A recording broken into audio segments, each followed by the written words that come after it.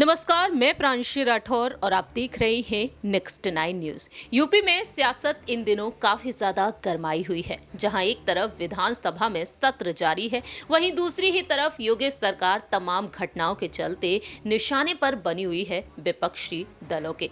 इस वक्त बाहुबली अतीक अहमद को लेकर सियासत गरमाई हुई है। जी हाँ, योगी सरकार पर लगातार निशाना साध रहे हैं विपक्षी दल और ये विपक्षी दल लगातार योगी सरकार के नेतृत्व में जो कड़े फैसले लिए जा रहे हैं उन पर सवालिया निशान खड़े करते हुए नजर आ रहे हैं।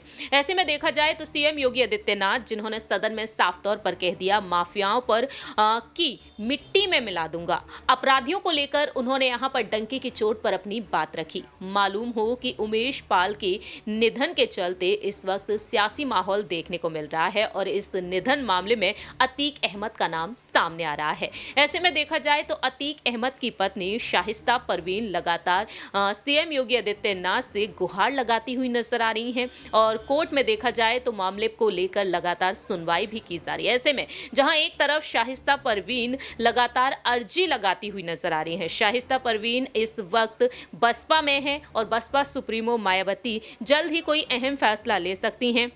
बीते कुछ महीनों पहले ही शाहिस्ता परवीन बसपा में शामिल हुई थीं। अब दावे ये किए जा रहे हैं कि कहीं ना कहीं वह अब बसपा से निकाल सकती हैं शाहिस्ता परवीन को। लेकिन इसी बीच देखा जाए तो शाहिस्ता परवीन लगातार अपने पति अतीक अहमद को बचाने के लिए लगातार अर्जी दायर कर रही हैं और साथ ही साथ अब उन्होंने अपने बेटों को भी लेकर अपनी बात रखी है। दरअसल आपको बता दें कि अब यहाँ पर अतीक अहमद के दोनों ही बेटों को लेकर एक बड़ी खबर सामने आई है, उसके बारे में आपको जानकारी देना चाहेंगे।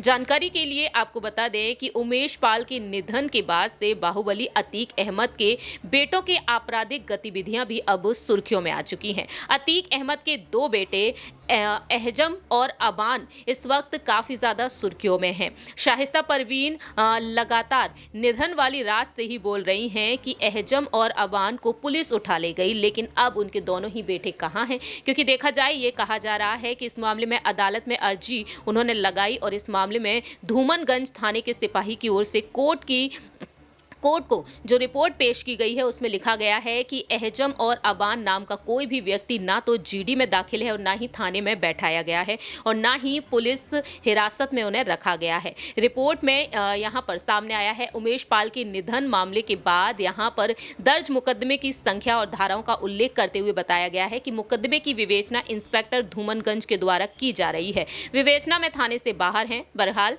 मुख्य न्यायिक मजिस्ट्रेट के न्यायालय में अधिवक्ताओं के कड़े प्रतिवाद के बाद न्यायाधीश ने थाने से स्पष्ट मांगने का यहां पर आदेश दिया है। रिपोर्ट में यह साफ किया गया है कि अतीक के दोनों बेटे उनके पास नहीं है। ऐसे में सवाल ये उठ रहा है कि आखिरकार उनके दोनों बेटे कहां हैं? फिलहाल देखा जाए पुलिस हिरासत में होने की रट लगाए हुए है पूरा ही परिवार। पुलिस का जवाब है कि उन्हें नहीं पता कि निधन के बाद से दोनों बेटे कहां हैं। फिलहाल यहां पर देखा जाए तो अब अतीक अहमद की पत्नी जो यहां पर गुहार लगाती हुई नजर आई है। रिपोर्ट में यह कहा गया है कि ना ही दोनों व्यक्तियों के नाम का कोई व्यक्ति है और ना ही उन्हें थाने में रखा गया है, ना ही थाने में बैठाया गया है। प्रभारी निरीक्षक से रिपोर्ट मंगाई गई तो सिपाही की रिपोर्ट कैसे पेश कर दी गई? रिपोर्ट भेजने वाले सिपाही ने अपना नाम और नंबर रिपोर्ट में क्यों नहीं स्पष्ट रूप से अंकित किया है? न्यायालय को प्रेषित रिपोर्ट में थाना प्रभारी थाना धूमनगंज की अग्रसारित में जाने की टिप्पणी क्यों नहीं दिखाई गई है?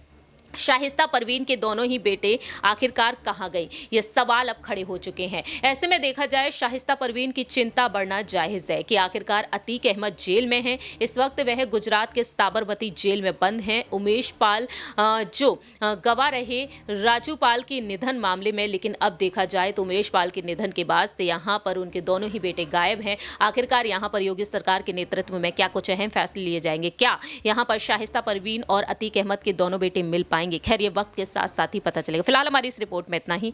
बाकी की तमाम अपडेट्स के लिए आप देखते रहिए नेक्स्ट 9 न्यूज।